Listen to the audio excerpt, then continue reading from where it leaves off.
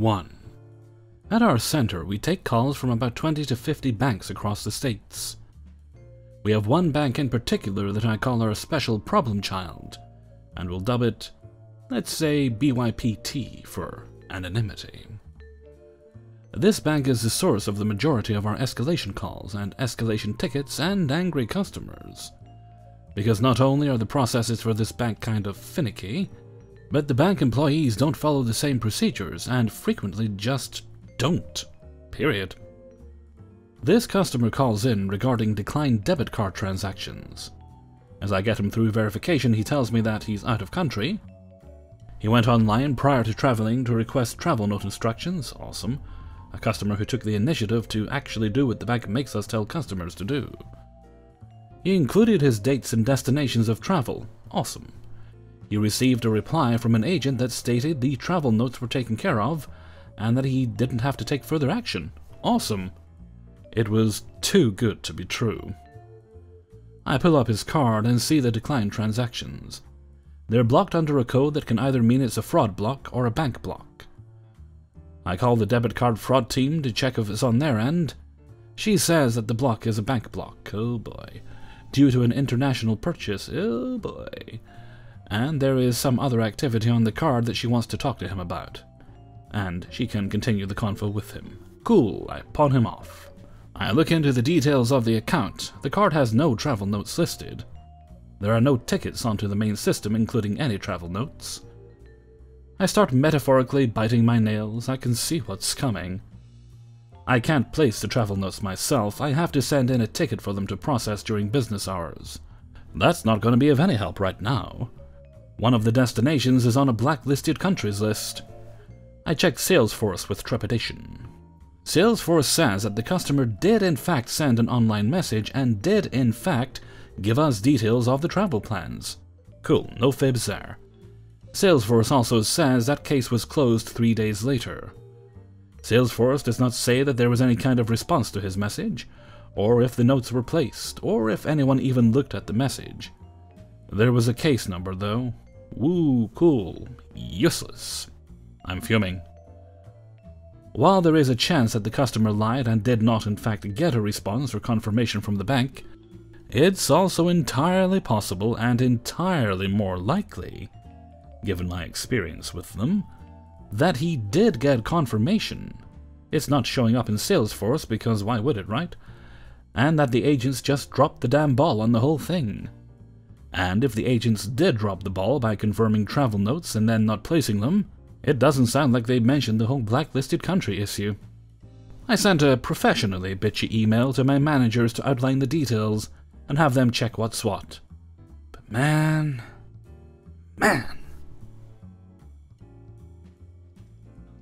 2. I used to work for a kitchen appliance repair company. I worked the phones, answering calls, booking appointments, etc. The job was horrible. People are much more comfortable treating you poorly when they don't have to look you in the face. Anyway, a little bit of information. Most appliance companies, Samsung, Whirlpool, KitchenAid, have a 1-year warranty covering repairs. However, this warranty is only valid so long as there's something actually wrong with the appliance itself, since companies can't control if, for example, it's a plumbing issue. One day I got a call transferred to me by another coworker because he was having issues with his headset.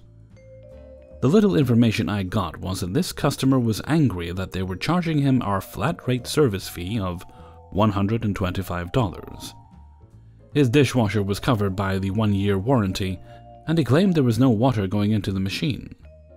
Our technician arrives, inspects the dishwasher, and can't find any reason as to why it wouldn't be getting water. So he checks the water going into the house, and lo and behold, his water had been shut off the entire time. Samsung, the manufacturer of the dishwasher, reviewed the case and declined to pay for it since they hadn't produced a faulty machine. The tech tested it after turning the water on, and it worked perfect. Now back to present day. The customer calls me. Customer is CX, me is me. Hi, this is Amanda Propaganda. Sorry about the transfer. My coworker's headset isn't working. I understand you need some clarification on some charges. I am very upset. My dishwasher is under warranty, so why should I have to pay this? Here I explained to him what I said above. That's unfair. I shouldn't be charged. It's under warranty. And on top of that, you sent the bill to collections. Collections, really? Unprofessional. Sir, we had sent the bill to you 3 times already. We emailed, called, left voicemails, but heard nothing back from you. The inspection happened almost 6 months ago. I'm sorry you're upset, but Samsung declined to pay, since that responsibility fell onto you. I can't believe this. I want your name right now. Keep in mind, I've summarized a lot of our conversation already, since for the most part, it was just him repeating the same things. After being on the phone for probably around 15 minutes listening to this guy complain, I was losing my patience and got a little snippy. My version of snippy anyway. As I said, my name is... I need your last name too. No. I'm not going to give you that. I'm the only Amanda propaganda that works at this company in this city. If you need to speak to me again... No! The guy is full on yelling over the phone now. I need your last name right now. I'm going to sue you. You can't just take me to collections. Right. Sue the barely 21-year-old bottom-of-the-ladder girl for following protocol that was set up by a completely different company. Also, this is the first time I ever spoke to or got involved with this guy's case. Sir, I personally didn't send you to collections. Your issue is with Samsung's warranty policy, which you agreed to, and the fact that you wouldn't pay a bill that must be paid. At this point, all I can do for you is speak to a manager and they will call you back when they're available. I kept pushing to get the customer off the phone for a little while longer.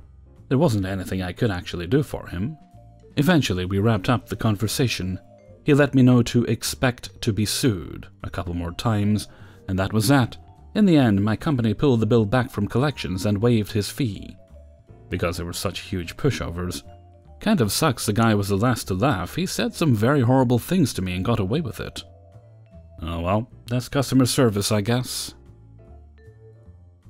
3.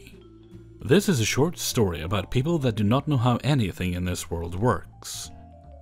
I get a call from a customer who had just returned a rental vehicle, and the call came through as a deposit, so I'm like, okay, this person wants to know how the refund for the deposit works.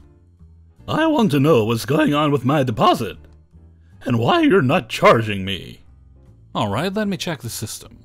Could you give me your rental agreement number? Customer sounds super pissed that he has to give me this information, but he does it.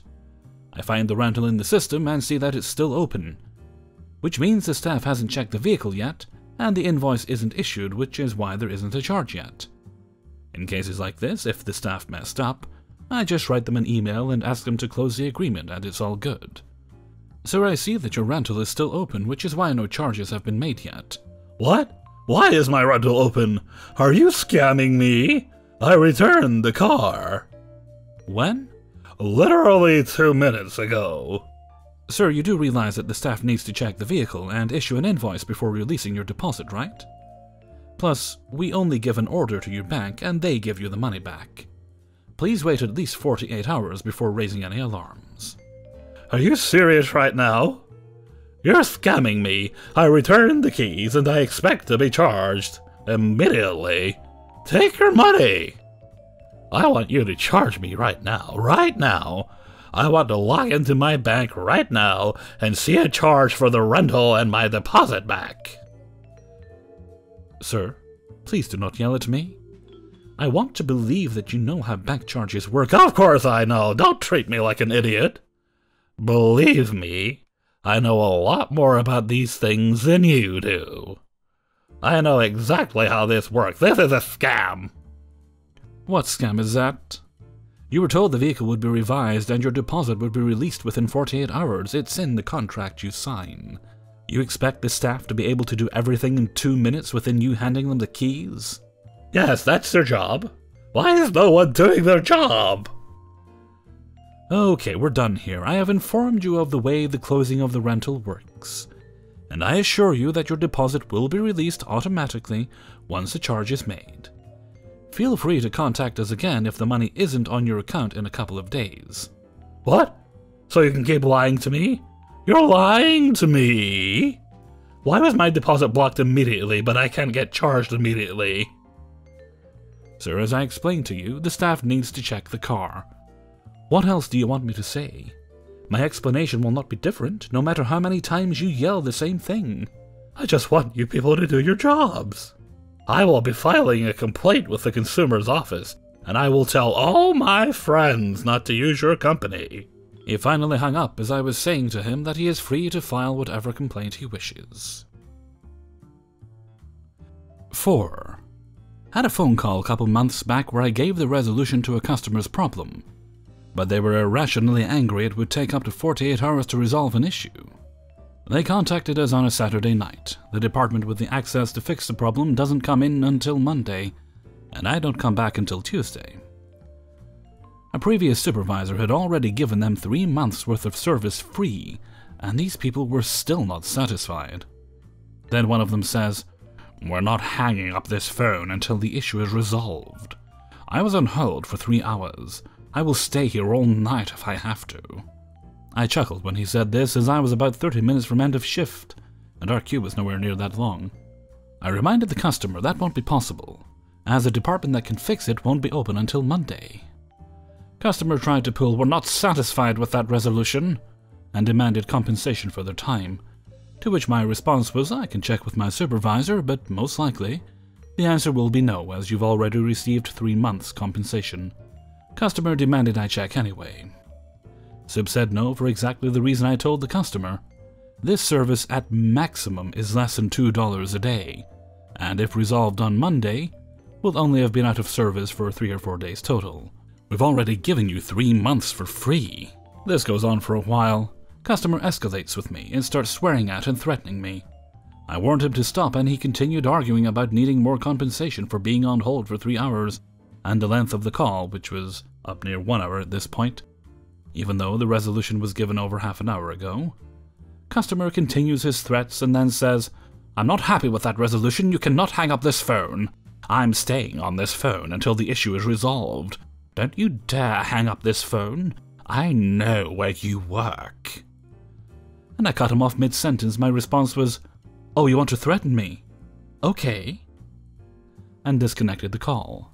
I actually had to step off the floor after this call. I was so angry I was shaking. There was a lot more verbal abuse than I can even remember here. Grabbed my cell and called my supervisor. Discussed it with him for a while. He had agreed with everything I had done, went back and left very detailed notes on the customer's account, and subsequently found out our notation system has a character limit. A fairly high one, but I still managed to hit it. Checked the account when I got back on Tuesday. Customer called back immediately after I disconnected and started verbally abusing another poor rep, who escalated to their supervisor, then started doing the same thing with that supervisor as well.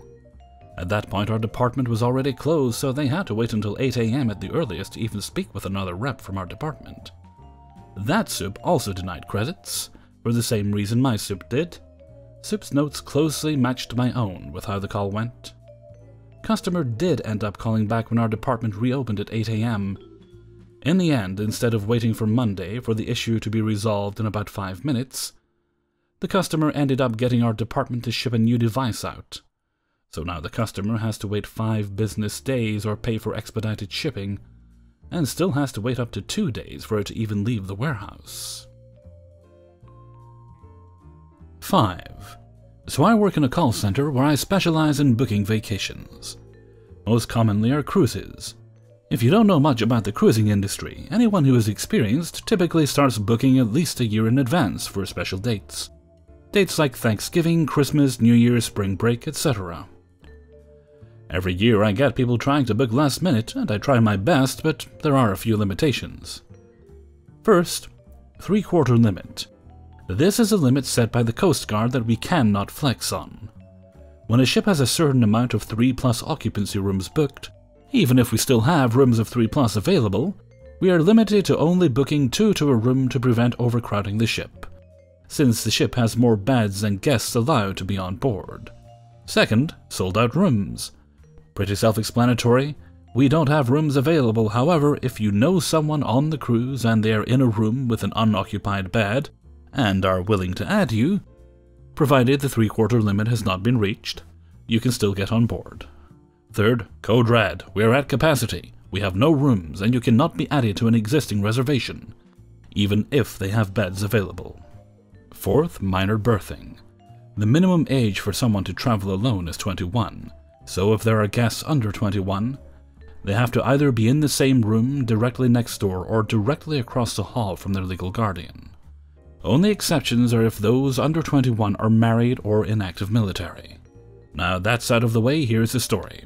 A grandmother calls in earlier this week explaining to me that she has called all over trying to get a Christmas or New Year's cruise for her family this year. She understands it's last minute, but there are special circumstances and we are her last option. She explains to me that her daughter was just recently diagnosed with terminal cancer, and as a kid they used to go on cruises all the time. Her daughter wanted to be there to take her kids, the grandkids, on their first cruise, and the sooner the better since the cancer is pretty bad and they don't know how much longer she will have with the family. She gave me a few parameters. Leaving out of Florida no more than 5 nights and preferably not going to Cozumel if we can avoid it.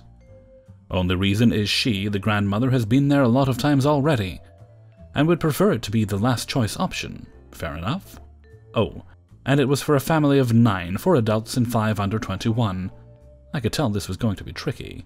She started off saying that she and her husband would like a junior suite, one set up from a balcony, smallest suite, but would settle for a balcony, and the rest of the family could have inside rooms, no windows. I checked everything we had from all 4 Florida ports we work with. They were either sold out, code red, 3/4 limit, or not enough rooms for everyone, until I found one option. I was excited. I found one option. It was from the port that was the most convenient for them, and surprisingly, a really great price. There were a couple things, though. We had no rooms of 2. It would have been 3 rooms of 3 all in a row, and it would all have been ocean view, window overlooking the ocean. It went to Puerto Costa Maya, and yes, Cozumel. But it took me 20 minutes to even find something that would work for her family for this New Year's. This ship literally had 8 rooms left. When I let her know, she copped the biggest attitude ever. You mean I would have to share a room with one of the kids? And you can't even get me a suite? If you get me a suite, I will book right now, no questions asked. I explained that we had no suites, and that we had no rooms of 2, and we had no other options. Fine. If you don't have a suite, that's fine. But I want to only share a room with my husband. Can you at least do that? I explained again that we do not have any rooms of 2, and we cannot book rooms of 3 or 4 for just 2 guests at this time. Listen, I know the kids will love Cozumel, but I've been there a half-dozen times. I'm going to have to think about this. Hangs up. She wouldn't even let me price it out. This might be the last vacation her daughter has, if the story she fed me was true. And she told me that I was her last-ditch effort. She told me that it would be fine if Cozumel was the last option, which it was. She told me she understood it was last minute. But obviously it was all about her and what she wanted. It had nothing to do with her daughter possibly dying, and not being able to take her kids on a cruise. This was one of those calls that made me want to talk smack. I wish I could have asked, so what's more important, having the room or itinerary you want, or your dying daughter's wish to take her kids on a cruise? It was a rough day. Hey everybody, Hellfreezer here, and thank you very much for listening to Please Hold number 2.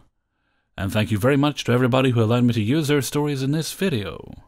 It's been a while since I did one of these, but I've been continually meaning to. I've got a few little projects on the go. I don't know if I should tell you about them. You might steal my ideas. Then I'd have to chase you down. It'd be a whole vengeance thing. Well, currently, nearly got another neckbeard video, so that's good. I'll just about get another iPop I'll probably do that next Sunday, actually. I'll try and get a neckbeard for the Sunday after that. I'm thinking weeks in advance. That's not a bad thing to do, though. And, there's one about weddings. I'm close to getting that ready to go. And there's another one which is super close to be going. I've been working on this one for a while. I was going to do something with police stories, and I was going to do something with lawyer stories. Had a bit of trouble getting enough of each of them, but discovered it just kind of popped out in my head that, well, they kind of go together, don't they? So those are going together, and I'm just about done. I just need one more story from either a police officer, a suspect, or a lawyer. It would be great if I could get a judge, but I don't know if I'll be able to get a judge to open up and tell me any stories. But we'll see, you never know. Also, there was an issue. You guys probably didn't notice it, because it didn't stop me recording, but it was an issue at the shouty, loudy parts of the audio. Those parts, where it kind of peaks a little bit. And the problem was, I noticed that the audio levels wouldn't go beyond a certain thing, so they'd get kind of clippy and kind of peaky at a certain point. It's like they weren't being allowed to go as high as they should. And I realised what the problem was tonight. So like I say, it wasn't stopping me recording, but it was just irritating me. So it took me a few minutes to find out what the problem was. Then it took about 10 minutes of adjusting audio settings, maybe about 20 minutes, to fix things. So I finally got that sorted. So the loud, arguey people in stories should sound a bit better from now on. All it was is when I swapped my microphone over earlier in the year to the newer microphone, the system lowered the volume on it. So it was 80 odd %, which is loud enough that it actually sounded quite good. But the recording volume on the system should be 100%, and then I adjust the level on the interface as to what I want it, which is how it should be. And I've got that set now. When I go to loud, the little indicator goes red on my recording program, as it should do. Okay, and with that, I'm going to head off for now. So until next time, thank you very much for listening, and take very good care of yourselves.